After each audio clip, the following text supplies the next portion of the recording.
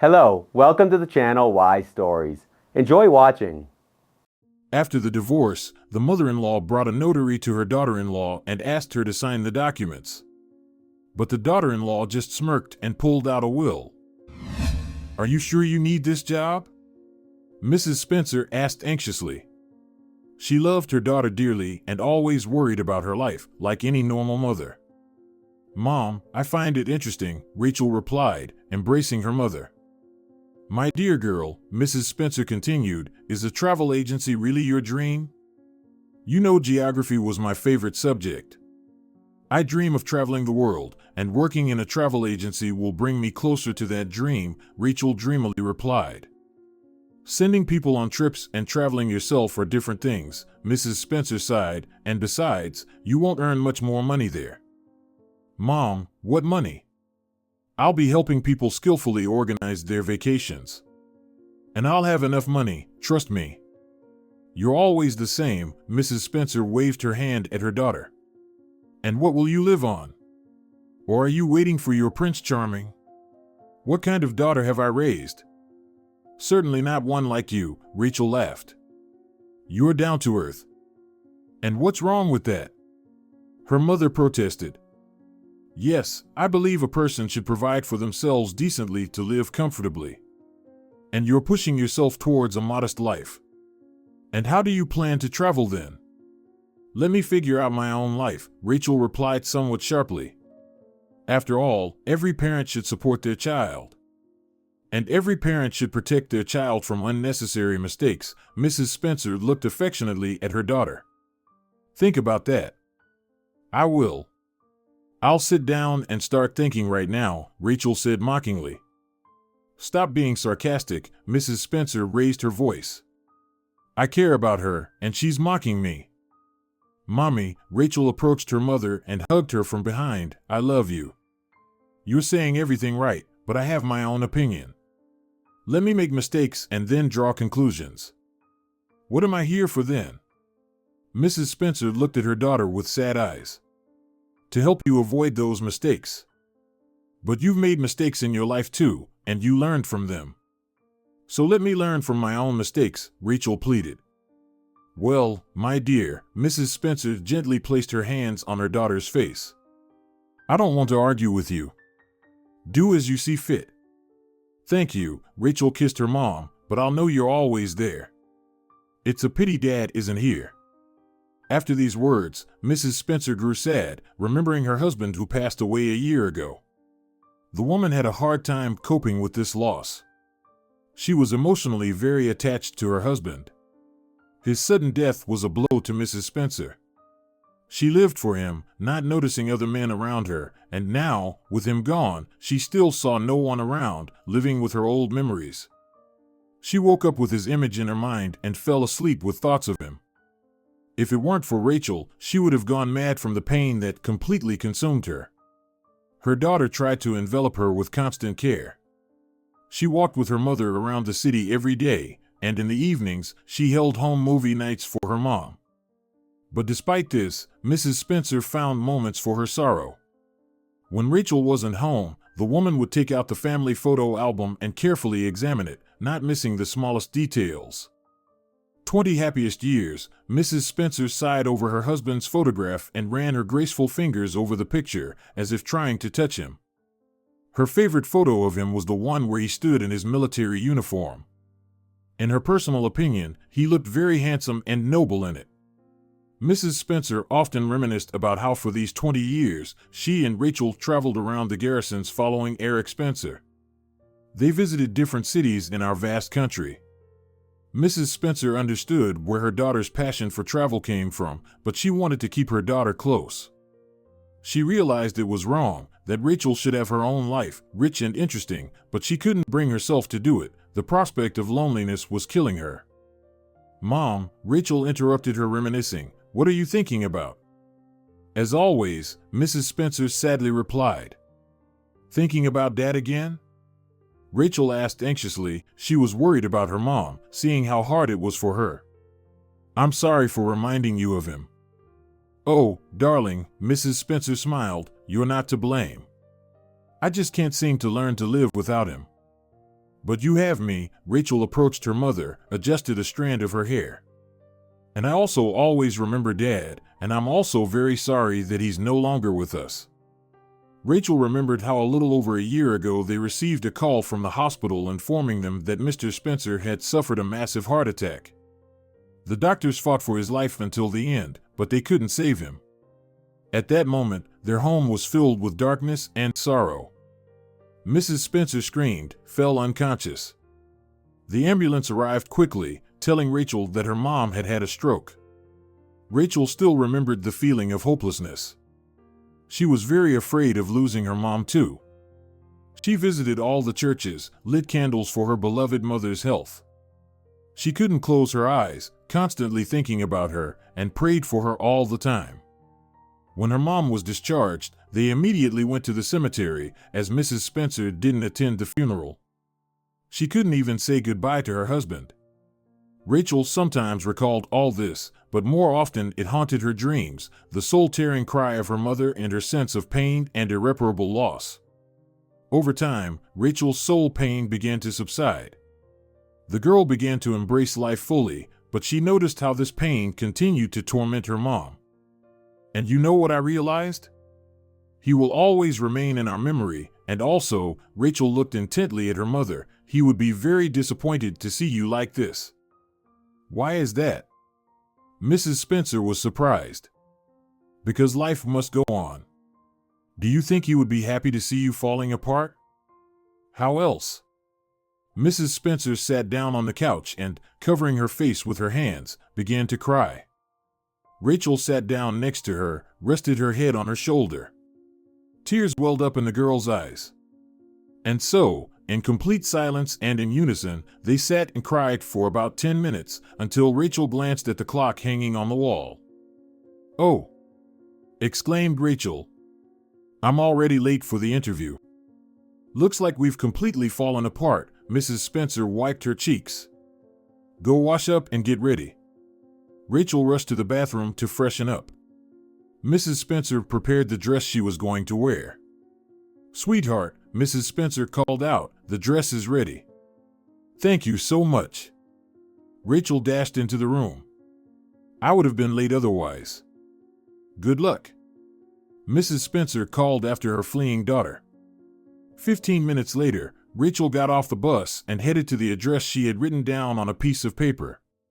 It was a hot spring day outside, the sun was blazing. Nature was blooming around, filling the earth with its beauty, but Rachel didn't notice any of it. She briskly walked toward her dream.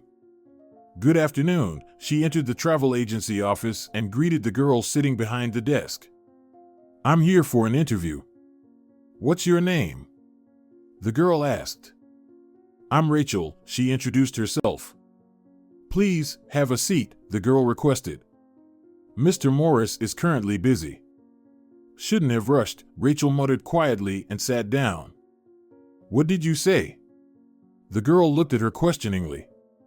"Oh, nothing, just thinking out loud," Rachel smiled and felt the awkwardness of the moment. "Wait here," the girl said seriously and stared at the computer screen. Rachel decided not to waste time. She started exploring the office. There were many photographs from different countries on the office walls. Also, there were shelves with various figurines and other knickknacks. The longest wall had a world map stickered on it, so colorful and detailed that Rachel couldn't resist and walked up to it. "It's so well thought out here," she said aloud. The stranger smirked and continued her work. Suddenly, the door to the office opened, and two men came out. Rachel glanced in their direction. One of them was a tall brunette in a business suit, and the other was a short man in sportswear. Which one of them is Mr. Morris? Rachel wondered. "We wish you a pleasant and unforgettable vacation," said the man in the suit. Now it's clear who, flashed through Rachel's mind. "Mr. Morris," the girl from behind the desk suddenly stood up, "someone came for an interview with you." The man looked at Rachel with an assessing gaze, then shifted his gaze to the girl. "Let her in," he said. "Please come in," the girl offered Rachel. Rachel entered the office, looking around. Diplomas and thank you letters hung on the walls. My name is Arnold Morris, the man started the interview. I am the director of this travel agency and also its owner. What's your name? I'm Rachel, the girl sat down. Rachel, why did you decide to work in this field? The man asked. I spent my entire childhood traveling to different cities with my father, she began to explain, and I loved geography in school. Why were you traveling to different cities? He inquired. Well, my father was in the military, and my mom and I, like his family, had to go with him. Mr. Morris smirked.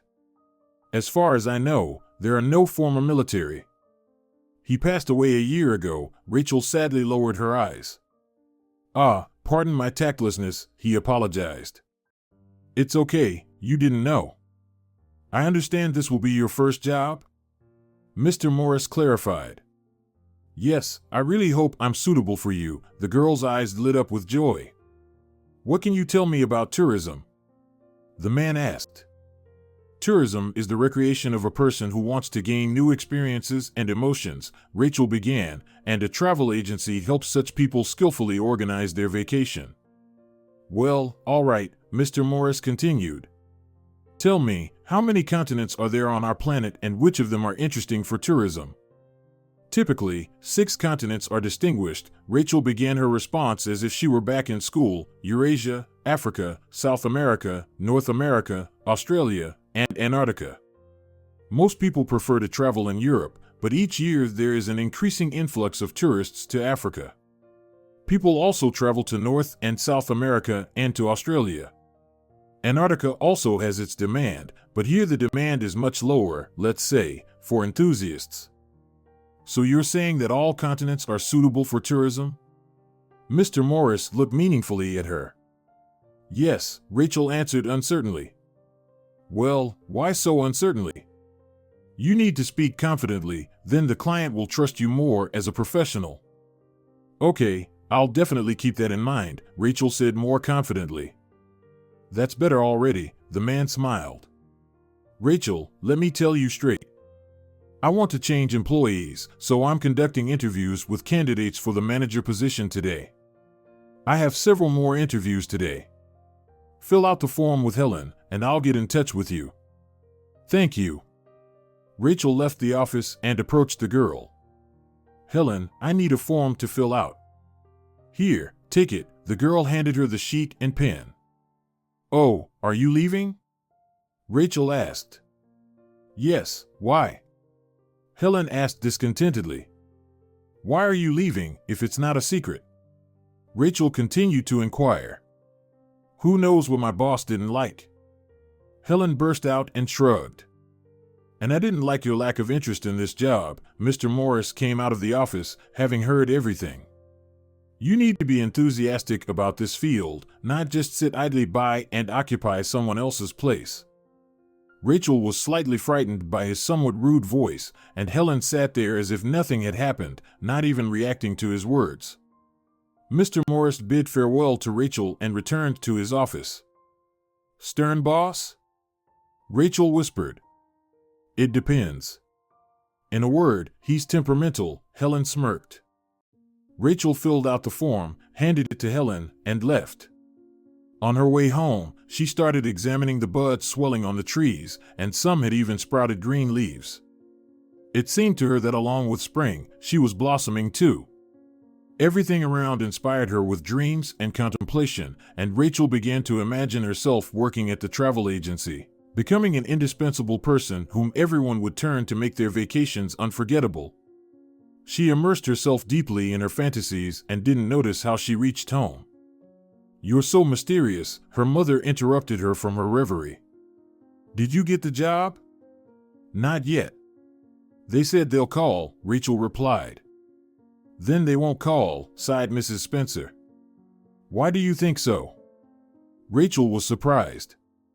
Usually they say that to avoid hurting feelings and creating an awkward moment, her mother replied.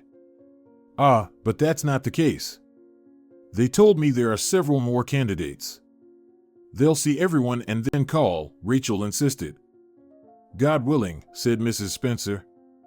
You'll see, they'll hire me for this job, Rachel exclaimed and twirled around. Mrs. Spencer looked at her daughter. She liked her lightness, openness, positivity, and the ability to find something good in every detail. She wasn't like that herself, but next to her daughter, it was easier for her. She made her life better. Let's go home, Mrs. Spencer said calmly. Mom, why home? Rachel tugged at her hand. The weather is wonderful. Let's go for a walk. Haven't you walked enough? Mrs. Spencer objected and shrugged off Rachel's hand. Let's go to the lake, Rachel unexpectedly suggested. We'll stop by the store on the way, buy some bread rolls for the ducks, and feed them. Ducks? Mrs. Spencer laughed. Do you think they're hungry? I'm just sure they are, Rachel replied with a smile. And they're sitting there, waiting for us to come and feed them. You're so caring.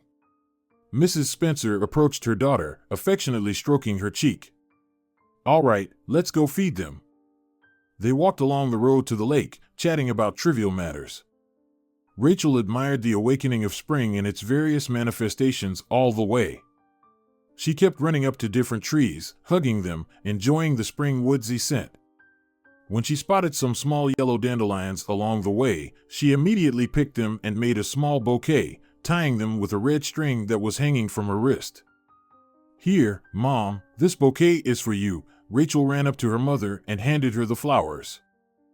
How sweet, the woman smiled, but when she saw the red string, the smile disappeared from her face. She abruptly took her daughter's left hand and looked at her. Why? Why what? Rachel didn't understand. Why did you take off your string bracelet? You tied it to make a wish, Mrs. Spencer said sadly, and the wish hasn't come true yet. I don't know how to explain, but I'm sure I'll get this job, Rachel tried to explain, so I took it off. I don't need it anymore. I wish I had your confidence. Mrs. Spencer brought the bouquet to her face and inhaled its scent.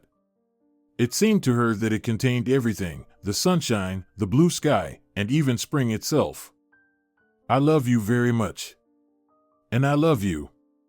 Rachel shouted to the whole park, causing even passers-by to turn and smile. Stop shouting, people are looking at us, Mrs. Spencer reproached her. Let them look, especially since they're smiling now, which means they feel good too. They reached the lake, started feeding the ducks, feeling some satisfaction from their help. The ducks immediately swam up to them, trying to eat everything, not leaving even a crumb.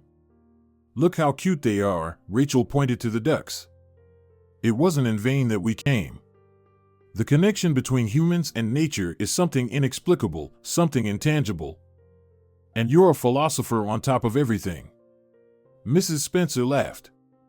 A future travel agency manager and a philosopher in one, Rachel laughed back and heard the sound of her mobile phone in her bag. She frantically started searching for the phone in her bag, knowing that they might be calling from work.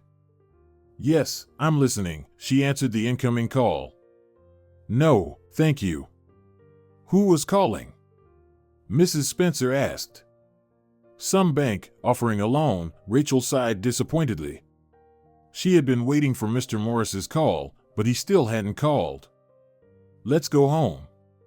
But we just got here, Mrs. Spencer asked in annoyance. What about the connection between humans and nature? I've had enough of nature, Rachel replied. Rachel grabbed her bag and headed towards home. Wait for me, Mrs. Spencer ran after her daughter. She understood these sudden mood swings perfectly well. They were familiar to her, as she reacted the same way when she was eagerly awaiting something, but it just wouldn't happen. They walked home in silence. Mrs. Spencer tried to start a conversation with her daughter a couple of times, but to no avail. Rachel was no longer paying any attention to nature. She was lost in her thoughts, and judging by her expression, those thoughts were gloomy. Sweetheart, let's have dinner, Rachel's mom called in the evening. I'm not hungry. Rachel lay on the bed, staring at the ceiling. This won't do, Mrs. Spencer said disappointedly. I understand everything, but it's too early to draw any conclusions. They might call you tomorrow. And how will you work if you're not well rested? I don't want to eat, Rachel replied irritably. Leave me alone. Mrs. Spencer didn't say anything else. She gently closed the door to the room and went to have dinner alone, while Rachel continued to lie on the bed. The sound of her mobile phone distracted her from negative thoughts, and she grabbed it. Yes, a smile appeared on her face. Tomorrow? At what time? All right. I'll definitely come. The girl rushed out of the room and casually walked into the kitchen. A smile never left her face. What's for dinner? Rachel sat down at the table. Mrs. Spencer looked at her contented daughter and realized that she had received the call she had been waiting for, and judging by her expression, the call was more than successful. So, you got the job, Mrs. Spencer said quietly, holding a cup of tea in her hands. Yes. Rachel joyfully shouted and ran to hug her mom. Quiet. Mrs. Spencer shouted as the sudden tight hug caused her to spill hot coffee on herself. Oh, sorry, Mom. Rachel led her to the sink and started pouring cold water over the burnt spot. Is it better now? Yes, but your news is giving me a hard time, Mrs. Spencer joked. Congratulations. Thank you, thank you. Rachel began to shower her mom with kisses. I'm so happy. How little you need for happiness, Mrs. Spencer smiled. No, Rachel said, I need a lot for complete happiness, and this is just the beginning of happiness. What do you need for complete happiness? Her mom asked. For you to be alive and healthy, Rachel kissed her mom, and also to find true love and travel the world with him. And what is true love like? Mrs. Spencer was terribly curious to hear her daughter's opinion on this matter.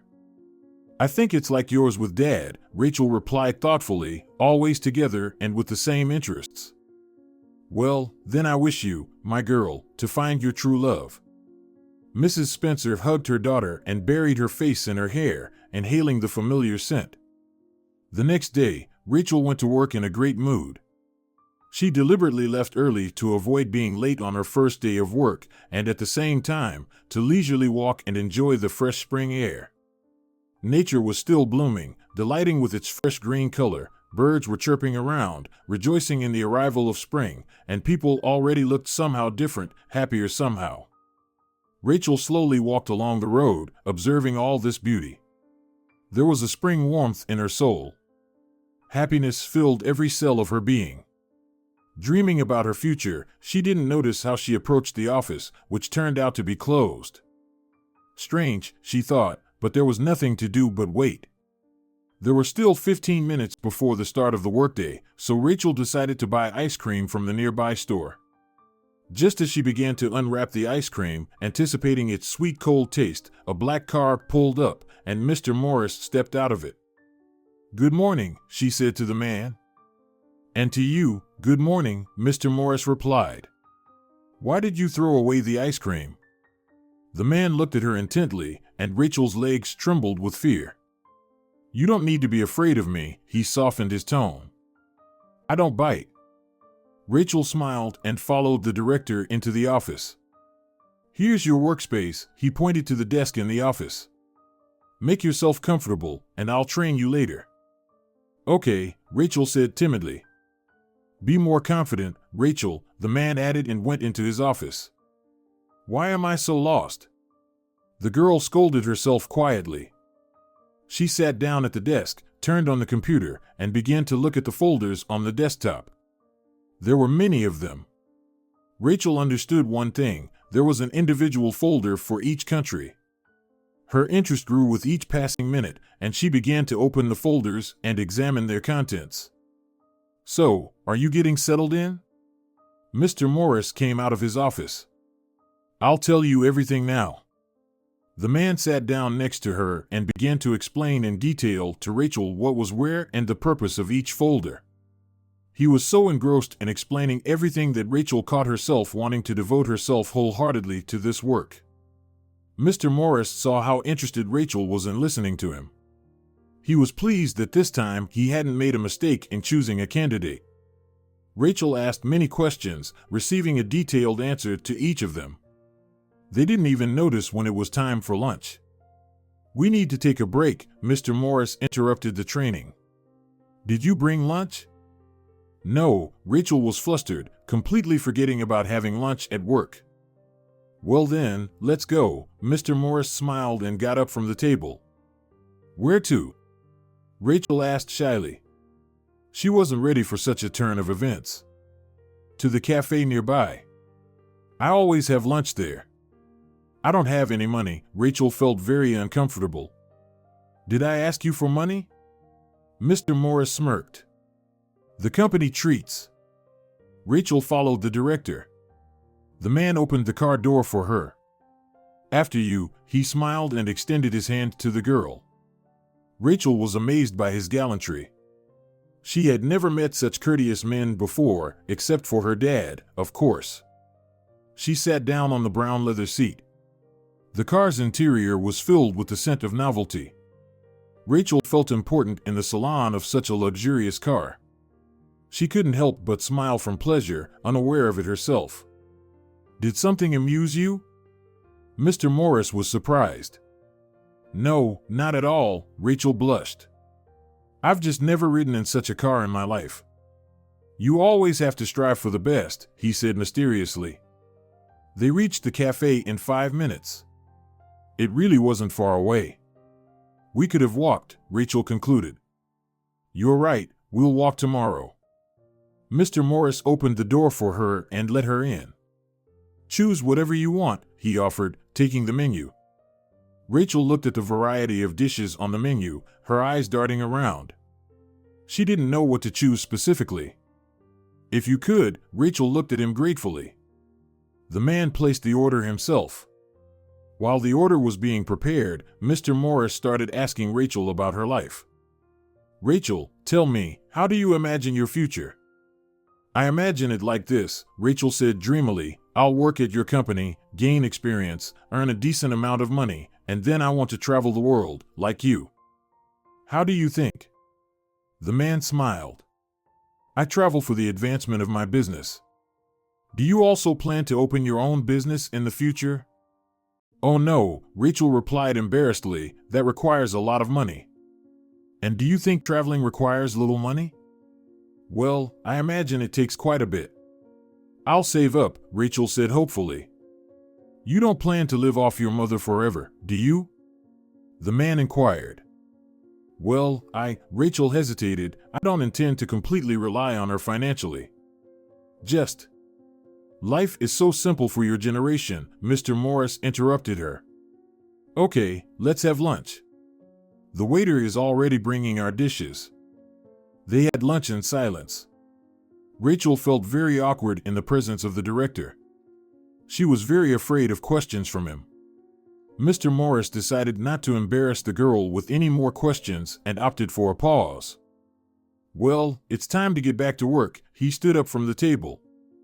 Yes, of course, Rachel agreed and also got up. Forward to new achievements, the man said demonstratively. For 3 whole months, Rachel diligently performed her duties at her new job. Arnold Morris was very pleased with her. A week ago, he went on a business trip to Thailand. A new hotel opened there, and Mr. Morris decided to review it for his agency.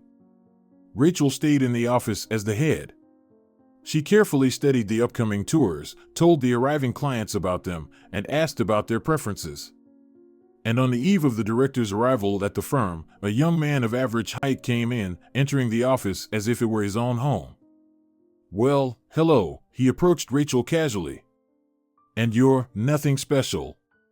The previous one was amazing. Rachel looked at this dark-haired, cheeky guy and couldn't understand what he actually wanted. Who are you? And what do you need? Rachel was outraged. Who am I? The guy laughed. The boss needs to know everyone's face. My immediate boss is Mr. Morris, the girl stated, and you don't look anything like him. Stop wrinkling your nose. The young man took a pencil from the table and flicked it on Rachel's nose. Stop it immediately. Rachel jumped up. Who gave you the right to treat me like this? Oh, come on, the guy smirked. Such a feisty one. I don't know who you are, And I don't know what you want, but I ask you to leave this office, Rachel demanded. The young man took a sheet of paper from the table, crumpled it, and threw it at the girl's face. "Oh, get lost," he said and left. Poor Rachel cried with frustration. She couldn't believe such people existed. She spent the whole day recovering from such an unpleasant encounter. The next day, Mr. Morris arrived, entering the office. He looked relaxed, carefree. Rachel was very glad to see him. "So, how was your trip?" Rachel asked curiously. "Excellent. Thailand is a celebration," Mr. Morris began to tell. "A country of culinary delights and shopping. And how about the new hotel?" "Not bad. By Thai standards, it's worth 4 stars, the man continued. "We'll offer it to our clients. Here are the photos and a video review." Mr. Morris handed Rachel a flash drive, and she immediately inserted it into the computer. "Go ahead, familiarize yourself with the material. If you have any questions, I'll be in my office." Mr. Morris headed to his office, but suddenly the entrance door opened, and a woman entered, followed by the young man from yesterday. "You again," Rachel protested. "And why did you come?" The director addressed the visitors. "Hello, my dear," the woman approached the director and kissed him. "I couldn't wait for you to come home. So, we decided to come to you here." "I would have come home myself in the evening," Mr. Morris said calmly. "There was no need to come to my workplace." "Hi, Dad," the young man approached the man, stood next to him, and looked at Rachel. "So, do we look alike now?" "Dad?" Rachel was taken aback. She didn't expect that. "I don't understand." Mr. Morris stood in bewilderment. "Do you two already know each other?" "Well, sort of," the guy smirked. "I dropped by yesterday, but I received an unfriendly reception. Rachel tried to explain. "Did you rudely behave again?" Mr. Morris began to reprimand his son. "When will you come to your senses?" "Boys, let's not argue," the woman requested. "Let's not have a showdown in front of a stranger." "Rachel, I want to apologize for my idiot, whatever he did there." Mr. Morris approached the girl. "He means no harm. He's just not very bright." "Arnold, watch what you're saying." "He's still your son," the woman objected. "By the way, let me introduce you. This is Rachel, my new employee," he introduced the girl. "She's smart, educated." Oh yes, the woman sarcastically remarked and looked Rachel up and down. "And this is my family," the man continued the introduction. "My wife Mary and my son Dennis." "Mr. D. Morris," the guy clarified. "Isn't it too much honor to call you Mr.?" Arnold smirked. "You haven't earned it yet. Maybe you should be more lenient with your son," the woman suggested. "What son?" Mr. Morris exclaimed in surprise. "He's already a grown man, so he should be responsible for his actions and know how to communicate politely with other people." "And what are you suggesting to me?" Dennis protested. "Should I apologize to her again?" "Your memory is short, son. I told you her name is Rachel," the man said angrily. "Whether to apologize or not should be your decision. It all depends on your upbringing and your determination." "Well, sorry," Dennis grumbled, glancing briefly at Rachel. "Okay, I'm not offended," Rachel replied calmly. "Rachel, you're charming," Mr. Morris smiled. "How magnanimous of her," Mrs. Morris smirked. "Enough," the man snapped. "Stop this circus. Go home already. See you in the evening." "All right, let's go." The woman took her son's hand, and they left the office with their heads held high. "Apologize for them again," Mr. Morris softened. "My son is a spoiled egoist, and my wife indulges him, not realizing she's making things worse." "Is he studying?" Rachel asked. "No, he already got his diploma, but he doesn't seem to be in a hurry to work," the man replied disappointingly. "And your business doesn't interest him at all?" Rachel continued. He's only interested in the money from the business. He won't lift a finger to help, Mr. Morris sighed. I saw a similar situation in a movie once. A guy grew up in a wealthy family. He was so spoiled that he sponged off his parents' money and lived off of it. And you know what the parents did? What? Mr. Morris was interested. They decided to marry him off. They found a suitable girl who was smart and well-mannered, and they married him. And then what happened? The man looked at Rachel questioningly, curious about how it all ended. Then his wife started managing him. They had a child, and eventually, the guy fell in love with her. And they all lived happily ever after. The man laughed. Sounds like a fairy tale. Why a fairy tale? Rachel asked in amazement. Don't you think life can be like that? I think not, Mr. Morris replied seriously. Life is a bit more complicated. Have you ever thought why life is getting more complicated? The girl smiled. Mr. Morris became interested in Rachel's opinion. It's simple. We always complicate everything ourselves, the girl snapped her fingers. We need to live a little simpler. I'll definitely think about that, Mr. Morris chuckled and went back to his office. A year passed. Rachel continued to work at the travel agency, fully dedicated to her work. She often worked weekends, not because Mr. Morris asked her to, but because she wanted to. The tourism industry had captivated her in a positive sense. The girl became a true professional in her field. She could cover for the director on any issue. Mr. Morris greatly appreciated this about her and eventually gave her a raise. Rachel was pleased with this situation and tackled her work with even greater enthusiasm. Mrs. Spencer occasionally scolded her daughter for her overly zealous dedication. You're always disappearing at work, she complained. When do you plan to build your personal life? Mommy, what personal life? Rachel affectionately hugged her mother. I'm all about work. Maybe when I start traveling, I'll meet someone. Throughout the year, Mrs. Spencer periodically returned to this question, but the answer was always the same. Eventually, the woman resigned herself to a situation she couldn't influence. Mr. Morris's health had deteriorated significantly over the past year. He occasionally had to undergo examinations, and a couple of times, he even ended up hospitalized. Rachel saw the tense atmosphere developing in his family. Mrs. Morris often came to the office with new complaints, and Dennis even managed to have a quarrel with his father once, after which Rachel had to call an ambulance. You're not taking care of yourself, she said anxiously. If something happens to you, they'll sell the business of your life. Don't worry, Rachel, Mr. Morris replied gratefully. Everything will be fine.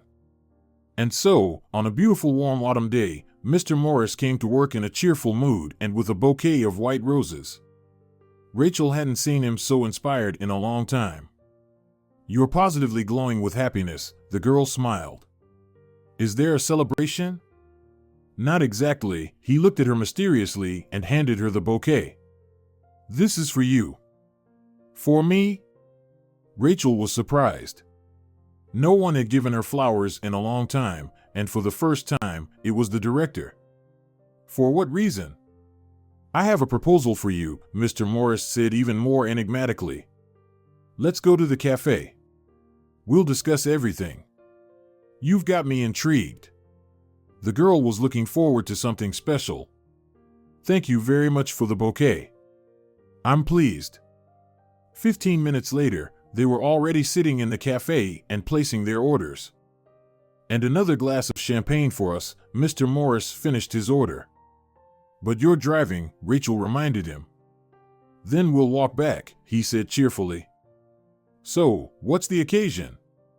Rachel couldn't wait to find out everything. Not an occasion, but a proposal, Mr. Morris reminded her. But first, I'll ask you a few questions. I'm all ears, the girl settled comfortably. Do you have a boyfriend? Mr. Morris unexpectedly asked. I don't understand. Rachel said surprised. Are you asking about my personal life? Yes, exactly, he confirmed. I don't have anyone yet. And why do you need this information? Out of idle curiosity? Not at all, Mr. Morris continued. Then the next question. Do you want to manage our travel agency? Mr. Morris, you're scaring me, Rachel said cautiously. You have a wife, don't you? Ah. So that's why you became so scared, the man chuckled. You thought I was hinting at a close relationship? And what else should I have thought? The girl was confused.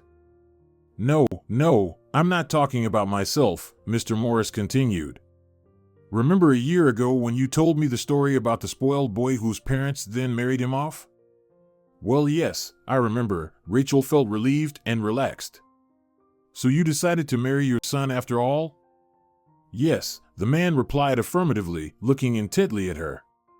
Rachel felt goosebumps all over her body from this gaze. And have you found a bride? She asked curiously. Found one, Mr. Morris replied, still looking at her.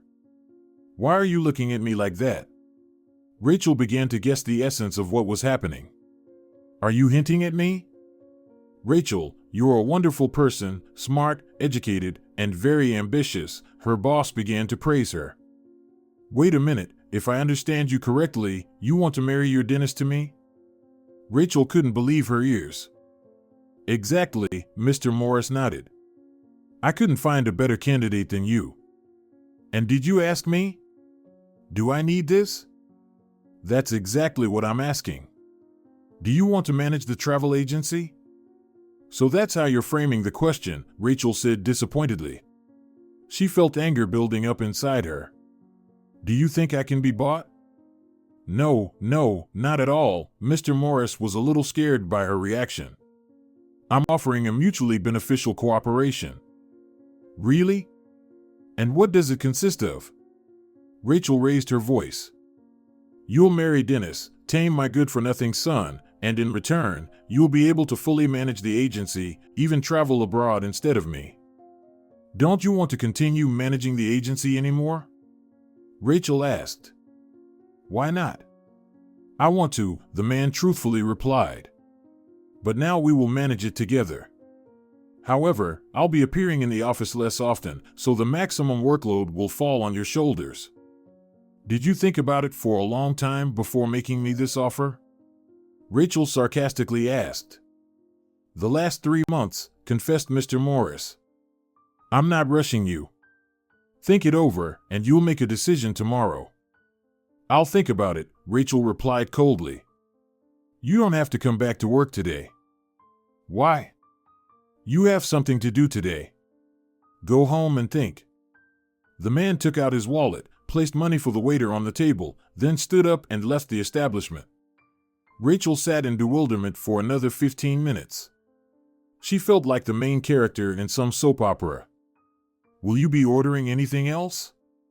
The waiter's voice interrupted her thoughts. No, thank you. The girl got up and left.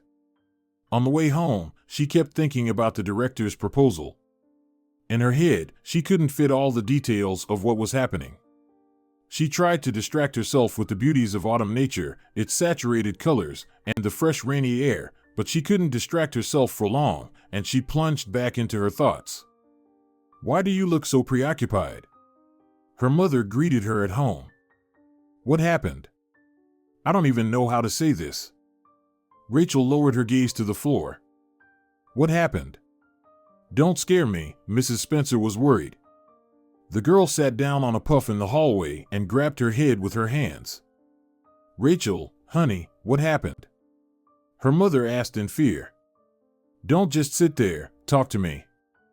Rachel couldn't hold back this information and told her mother everything in detail. Mrs. Spencer was shocked by what she heard, sat down next to her daughter, and started crying. Mom, that's enough. We need to think about what to do. Rachel came to her senses a little. What's there to think about? Mrs. Spencer shouted. Quit your job.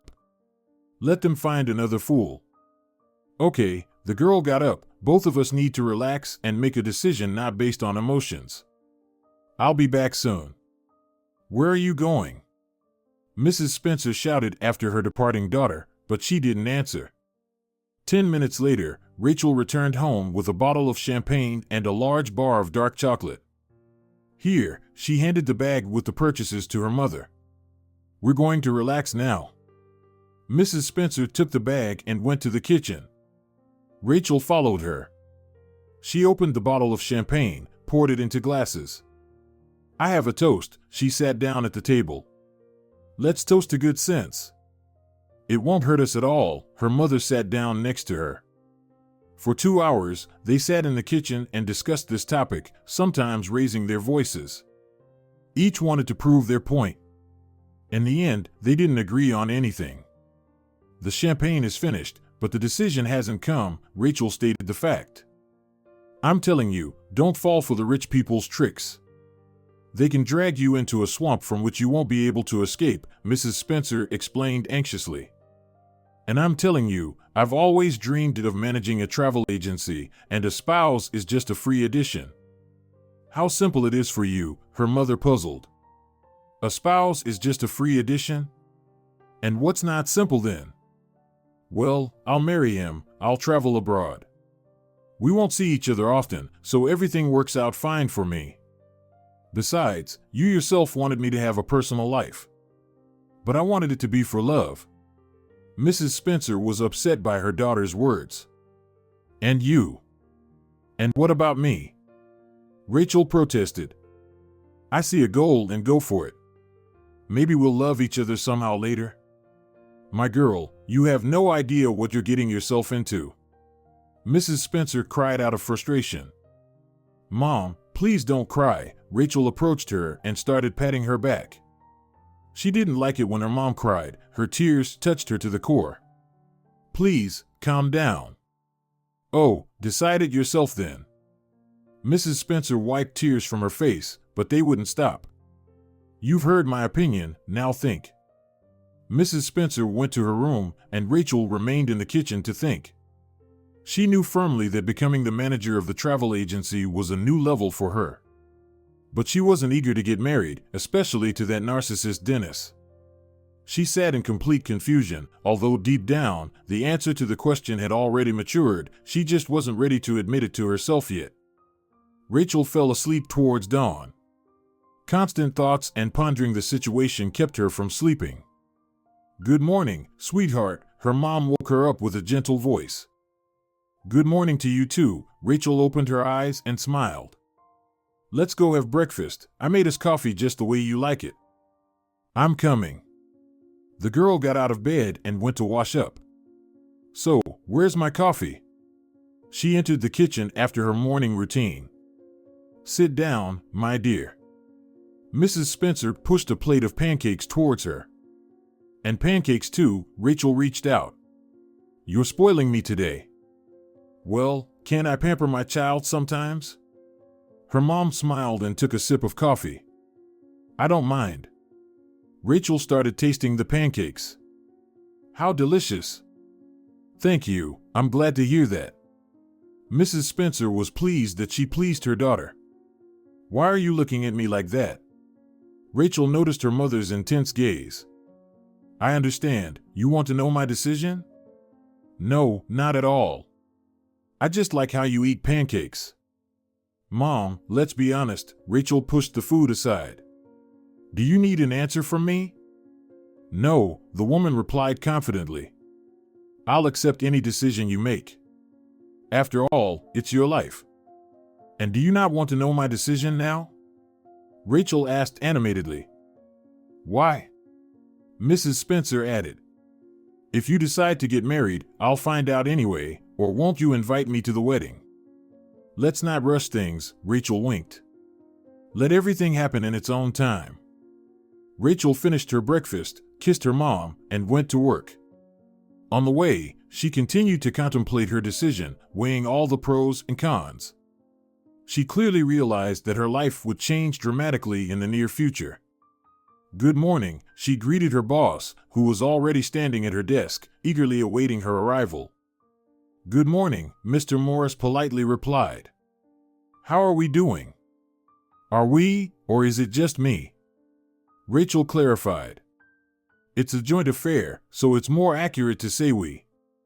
Rachel placed her purse on the table, sat on the visitor's couch, gesturing for him to sit next to her. "I've thought about your proposal," Rachel calmly began. "In principle, I agree, but I have a few questions and conditions." "You're amazing for deciding after all," Mr. Morris exclaimed enthusiastically. "I want the wedding to be modest, just the closest ones," Rachel continued. "Why modest?" The man was surprised. "I thought we'd throw a big celebration. After all, it's my only son getting married." "We're not getting married for love, so a modest wedding is enough," Rachel explained. "We'll each live in our own place." "That's where I strongly disagree," Mr. Morris interrupted her. "You have to reform him, instill family values." "How will you do that from a distance?" "Okay, then where do you suggest we live?" "With us, of course." "We have a big house, there's enough space for everyone," the man replied firmly. "Okay," the girl reluctantly agreed. "Having children is out of the question." "Well, it'll happen if it happens," Mr. Morris chuckled. "It's such an unpredictable thing." "I'm not going to sleep with your son," Rachel said indignantly. "We didn't agree on that." "Well, we haven't agreed on anything yet, but it's understood for married people," Mr. Morris replied.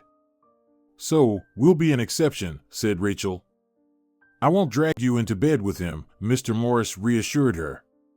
"After the wedding, you two can decide." "Anything else?" "If I'll be managing equally with you, will I get more salary?" Rachel asked nonchalantly. "Of course," the man confirmed. "Not 50-50, of course, but I'm willing to contribute 40% to your family budget." "What do you mean by that?" Rachel was surprised. "We'll have separate budgets with Dennis, especially since he doesn't work." "Well, I'll deal with that. He'll start working," Mr. Morris promised. "All right then," Rachel concluded her demands. "Does Dennis know about the upcoming wedding?" "Not yet, but he'll find out today," Mr. Morris said enthusiastically, anticipating his son's reaction. "And if he doesn't agree?" Rachel asked. "Naturally, he'll refuse," Mr. Morris smiled. "But his opinion doesn't matter anymore."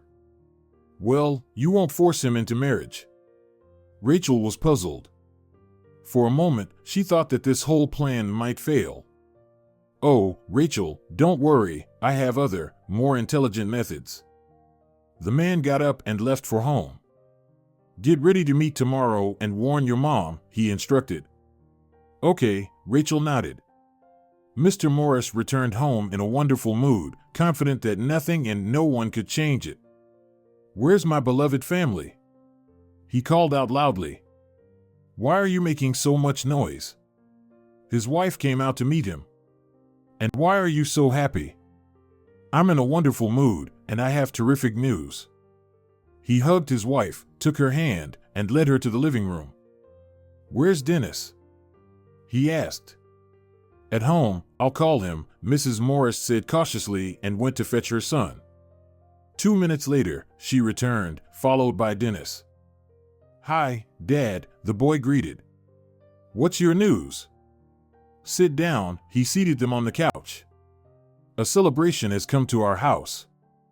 Mrs. Morris and Dennis exchanged glances and continued to listen to the head of the family. "So, in our family, there will soon be a wedding," Arnold joyfully announced. "We need to start preparing." "What wedding?" Mrs. Morris didn't understand. "Our Dennis is getting married." The man looked at his son's reaction. He sat calmly, his face paled, and he lost his speech. "Are you joking?" His wife was outraged. "What wedding?" "Dennis, are you getting married?" The young man sat motionless, staring blankly ahead. "Dennis, can you hear me?" His mother started shaking him. "Did you forget to tell me about the wedding?" "Mom, I don't understand," the boy barely managed to speak. "Let him come to his senses," Mr. Morris interrupted his wife and sat next to his son. "Can't you see, the boy is speechless with joy." "Are you laughing?" Mrs. Morris sniffled and took out a handkerchief to wipe away her tears. "Why do I always find out everything at the last moment?" And who's the bride? Finally that question. The man was very pleased with his scheme. And the bride is Rachel. Rachel? His wife was surprised.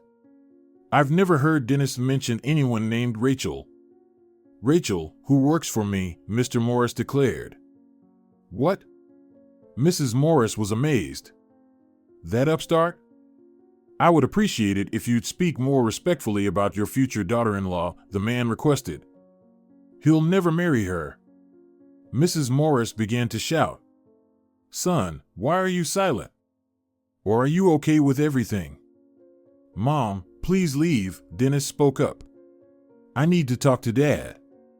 I'm not going anywhere, the woman resisted. Mom. Dennis raised his voice. I'm asking you. Mrs. Morris huffed at her son and left. What did I do to deserve you deciding to marry me off to your employee?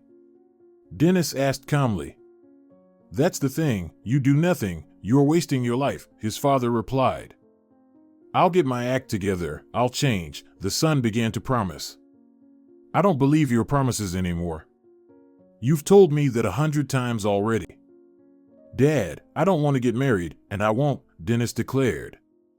And where will you go? Mr. Morris smirked. If you don't marry Rachel, then I'll cut you off completely, understood? Understood, Dennis nodded.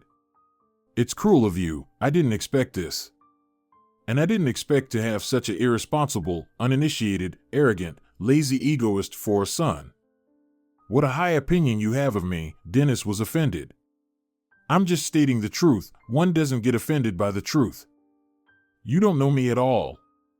You're always at work, Dennis's face instantly turned sad.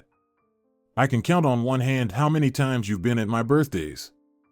You don't know who my friends are, but you know all the cities in the world. Convenient, right, Dad? To wait until your son grows up and only then remember he exists. And what have you been living on all this time? The father raised his voice. What bought this house, your car, and much more? I needed a father, not a wallet, Dennis said bitterly. You'll get married, and that's final. Mr. Morris shouted. Understood? Yes, I've understood everything for a long time, Dennis stood up. I'll get married. Maybe after that, you'll start to notice me. Dennis looked into his father's eyes. He wanted him to see and understand that he was wrong, but it didn't happen. Go on, get ready for tomorrow's meeting, Mr. Morris ordered in a commanding tone. Dennis left the living room, and Mrs. Morris entered. She had been standing behind the door and had heard their entire conversation. You know, Arnie, the woman calmly began, I've always tried to support you, but you're wrong now. It's your fault that he turned out this way, the man said harshly. It's not my fault. I'm a mother, which means I should always be there. But where were you all his childhood, and generally always? Ungrateful, he shouted after his departing wife. The next day, Mr. Morris came to work, and Rachel was already in the office. Tonight, you and Mom come to dinner at our place at 7, he said, entering his office. Rachel immediately understood that yesterday's family conversation had not gone well, but since they were invited to dinner, it meant the wedding was on. The whole day passed productively, quickly, you could say, it flew by. There were many clients, and Rachel didn't have time to fill her head with unnecessary thoughts. Mr. Morris left his office in the evening. I'm going home. We'll expect you at 7, he said casually, as if he were doing them a favor. Exactly at 7 in the evening, Rachel and her mother stood at the front door of Mr. Morris's house. Welcome, he opened the door already in a good mood and invited them in. Dinner passed easily and casually. Mrs. Morris found a common language with the future mother-in-law, but she still treated Rachel coldly. Dennis was practically silent all evening, occasionally responding with agreement to everything. So it's decided. The wedding will be in a week, Mr. Morris summed up. I'll take care of everything. Thank you for your care and for the wonderful evening, Mrs. Spencer thanked. We'll start preparing for the wedding. I'll cover all expenses, the man declared, so choose a dress, I'll pay for it. Thank you, Rachel said gratefully. Dennis, escort the ladies out, Mr. Morris requested. Yes, sir. Dennis bowed demonstratively to his father. Enough fooling around, the latter chuckled. Go on. Are you sure you made the right decision? Mrs. Morris asked her husband when everyone had left. Absolutely. I've never been so sure of anything, Mr. Morris affirmed. Dennis escorted the ladies to the exit, opened the door for them.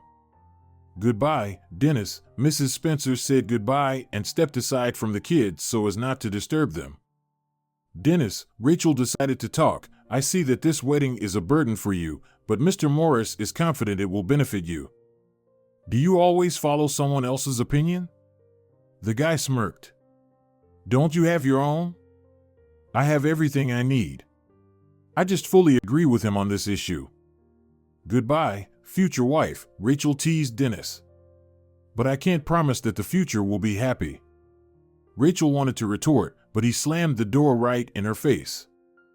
Get used to it, her mother said in annoyance. There won't be any other attitude toward you, at least for the time being. It's okay, we'll get through this, Rachel said spiritedly. A week later, the wedding ceremony took place. Rachel was in a snowy white dress. She looked fantastic, everyone noticed it. Dennis, on the other hand, wore a strict black suit. Despite his parents' dissuasion from black, suggesting dark blue instead, the guy insisted on it, saying that for him, it wasn't a celebration but rather the funeral of his freedom. His parents didn't insist, deciding it would be easier this way. After the marriage, everyone went to a restaurant where a table had been booked in advance, and the menu had been discussed. My dear children, Mr. Morris began his toast, I am very happy that you got married, so to speak, created a new unit of society. I wish you all the happiness and prosperity from the bottom of my heart. So let's drink to that, Dennis interrupted and downed a glass of champagne in one gulp. You shouldn't drink so much alcohol, his mother whispered, you'll get drunk quickly. What's wrong with that? Dennis asked, surprised. Maybe I want to get drunk so I don't have to see this farce sober. Son, stop talking nonsense, Mrs. Morris tried to reason with him. Behave yourself properly. By the way, about gifts, Arnold decided to continue. We decided to give you a honeymoon trip to the city of love. To Venice? Rachel asked, admiringly. That's why I love you, for your knowledge of your business and resourcefulness, the man smiled. And how long are we going there? Dennis asked gloomily. For 10 days, Mrs. Morris announced. Plus, we're giving you a card with a decent balance.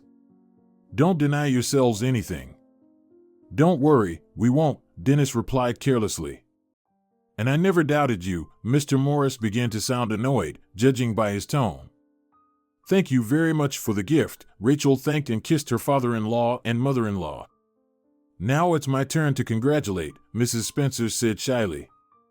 I hope this marriage will eventually be happy, that you'll understand each other and learn to listen and hear each other, and that love will appear in your family.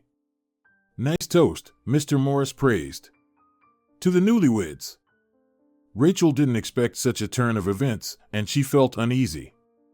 Dennis silently got up, approached his wife, and kissed her passionately on her soft lips. Rachel couldn't resist and responded to the kiss. Maybe something good will come out of this, Mrs. Morris commented quietly. A week later, Rachel and Dennis flew to Venice. There, with the help of alcohol, they more or less found a common language, went on excursions, and enthusiastically discussed them afterward. They also visited medieval palaces, walked through the most famous places in Venice, and a couple of times they had romantic evenings with gondola rides and dinners in local restaurants. On the last evening, they decided to order dinner in their room. Not a bad vacation, Dennis stood by the window with a glass of wine. And you're pretty cool. Well, you're not bad yourself, Rachel approached him and clinked glasses. To us. To us, Dennis smiled and kissed Rachel. The girl felt his passionate lips. Inside her arose an irresistible desire. Dennis felt her desire on a fluid level. It was mutual. He touched her waist with his hand and slowly moved it along her back. Rachel pressed closer to him. Dennis took her glass and placed it on the table next to his own. Rachel stood frozen, unable to move. The young man looked at her with the gaze of a predator before the jump and, approaching her, took her in his arms and carried her into the bedroom. The next morning, Rachel woke up and realized what had happened. She looked at her husband, who was peacefully sleeping. He seemed so cute and vulnerable to her. She hugged him and fell asleep again. "Wake up quickly," Dennis woke her up 3 hours later, "or we'll be late for the plane." "What?" exclaimed Rachel, looked at the clock, and gasped. They flew home in silence, as if nothing had happened. Upon arrival, they found out that Mr. Morris was in the hospital. "Why didn't you tell me anything on the phone?" Dennis asked his mother. "Son, nothing is known for sure yet. I didn't want to worry you," Mrs. Morris justified herself. "You should have told me." He raised his voice at his mother and left, slamming the door. "It's my fault," the woman said sadly. "Don't blame yourself. You wanted what's best," Rachel supported her. "Thank you for your support, but in the future, please don't interfere in my relationship with my son," Mrs. Morris said to her and left. Rachel stood in confusion and bewilderment. What could she have done to deserve such treatment? So she decided that she just got caught in the crossfire of her mother-in-law's anger. "Rachel, will you go see father?" Dennis peeked in. Yes, of course. The girl really wanted to visit Mr. Morris. An hour later, they were already standing outside the ward, talking to the attending physician.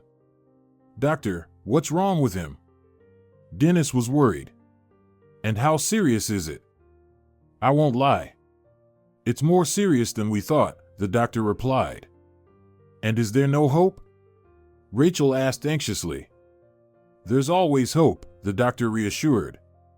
"Excuse me, but I need to go to surgery." Dennis and Rachel entered the ward and saw the helpless father. "How are you?" Son took his hand. "Well, there have been better days," Arnold joked. "If you're joking, it means you're getting better," Rachel smiled. "I wish I could believe that," Mr. Morris sighed. They talked for 30 minutes. The young couple talked about their trip, and the father just listened, occasionally making admiring remarks. "Mr. Morris, it's time to rest," the nurse entered the room. "I'm sorry, they will leave soon, we'll talk a little more," the man said quietly. "Okay, but not for long." The nurse left. "Rachel, could you leave us alone?" the father asked. "Of course." Rachel quietly left the room. "Son, don't leave her," he grasped his son's hand, "be there for her." "Dad, you're talking as if you're saying goodbye." "Stop it. Promise me." The father pleaded. "I can't promise you that," Dennis said dejectedly. "I'm sorry." "Too bad," the father let go of his hand. "Bring me Rachel." Dennis kissed his father and left the room. "Go, he's calling you," he addressed Rachel. Rachel quietly entered the room. "Did you call me?" She clarified.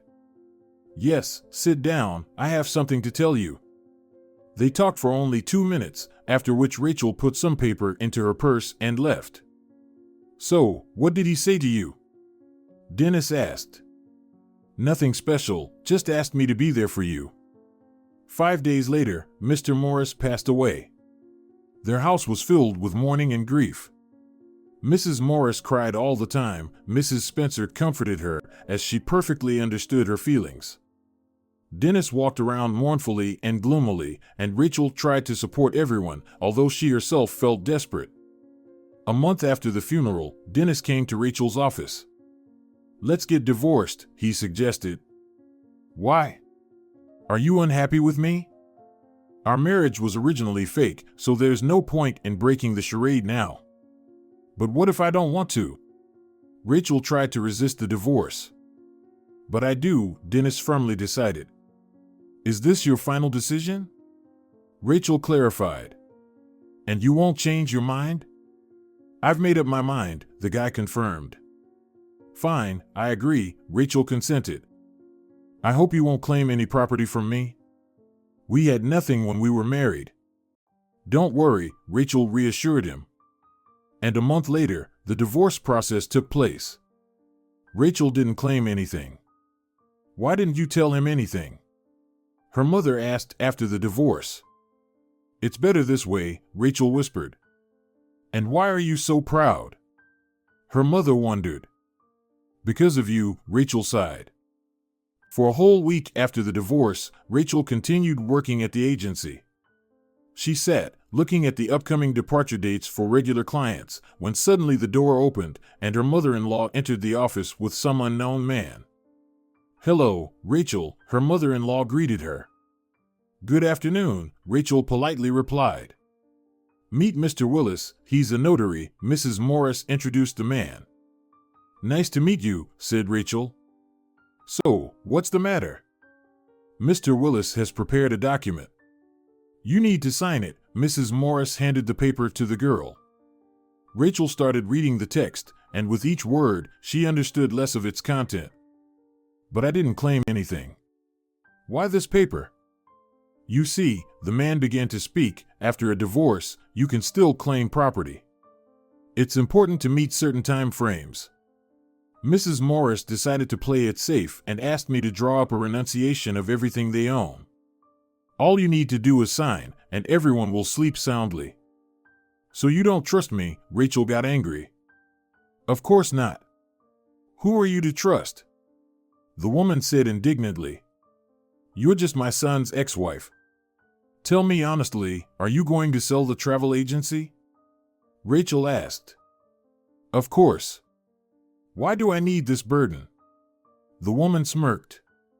How can you call his life's work a burden? Rachel was in shock. Enough. The woman shouted. You're not the one to teach me. God knows, I didn't want this, but apparently, there's no other way. Rachel took out her bag and started opening it. What else have you come up with? Mrs. Morris was angry. Sign, I'm telling you. Rachel smiled and pulled out a paper from her bag. Do you know what this is? She waved it in front of them. Let me see, Mr. Willis reached out his hand. Rachel handed him the document, he quickly read it. It's a will. What will? Mrs. Morris was stunned. For what? I understand it's for this travel agency. Yes, that's right. Your husband has made a will in favor of Rachel Morris, so there's no disputing it now. Can't we contest the will? The woman asked hopefully. In principle, yes, but Rachel doesn't claim anything else except this agency. The notary looked at Rachel questioningly. No, Rachel shook her head. Well then, give her the agency, and the rest will stay with you and your son, the notary continued. Tear up the will, demanded Mrs. Morris. What do you mean? The notary didn't understand. Literally. Tear it up, or I'll tear it up myself, the woman started threatening. I can't do that. It's a legal document, and I'm a notary. You're pushing me towards a criminal offense. Do you understand that? And in the presence of a witness. I don't care, Mrs. Morris shouted and tried to snatch the document from the notary, but he didn't lose his composure and handed it to Rachel. Thank you, the girl thanked him. I'm paying you. The woman was outraged. You're paying me for the services of a notary, not for criminal activities. Goodbye. With these words, Mr. Willis left. Well, why are you looking at me like that? Mrs. Morris said disdainfully. You got what you wanted, you snatched the agency.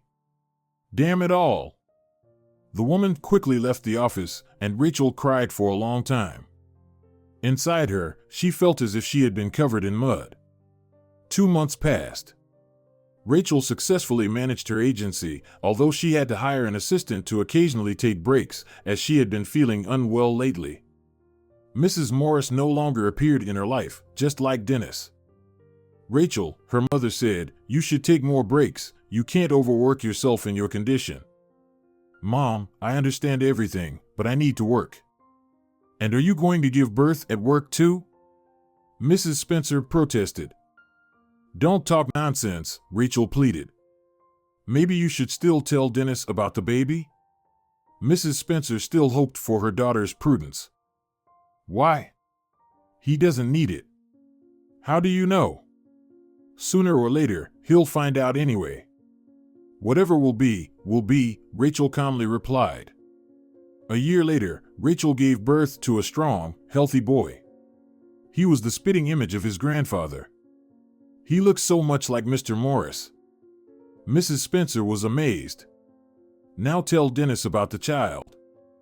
Mom, let's close this topic once and for all, Rachel asked, but her mother fell silent in response. 6 months later, Rachel was walking in the park with her child. The weather was sunny and warm. The baby took his first hesitant steps, delighting his young mother. Come to me, my dear, Rachel reached out to her son, and the boy, wobbling, walked into her arms. They headed home from the park when Rachel noticed Mrs. Morris with Dennis from a distance. They were walking quite fast and looking around, as if searching for someone. Rachel decided not to bump into them and, turning around, headed in the opposite direction. Rachel! Dennis's loud cry rang out. The girl turned around and saw him running after her. She quickened her pace, but couldn't get away. Hi, he looked at her bewilderedly, tears in his eyes, then looked at the boy and, squatting down, quietly cried. Hello, Rachel, Mrs. Morris approached them. She couldn't take her eyes off the child. Forgive me for everything, if you can. I forgave you a long time ago, Rachel said calmly. Allow me to be a part of your life. Dennis calmed down and stood up. But you didn't need me, Rachel smiled. Not true, Mrs. Morris cried. Dennis talks about you all the time and wanted to get you back many times, but I didn't let him do it. Did you tie him down, or does he have no opinion of his own? Forgive me, the woman apologized again. I told him that you have someone else. I'm guilty before you. I can't give you an exact answer right now, Rachel looked at Dennis, but we can try. After all, he's your son too. Rachel put the boy on the ground, stepped back, squatted down, and reached out to him. He looks so much like Arnold, Mrs. Morris said with fondness. And what's his name? Dennis asked. Rachel looked at them, smiled, reached out to her son again, and called him. Arnold, sweetheart, come to mommy. If you're enjoying it as well, leave a like and subscribe to the channel.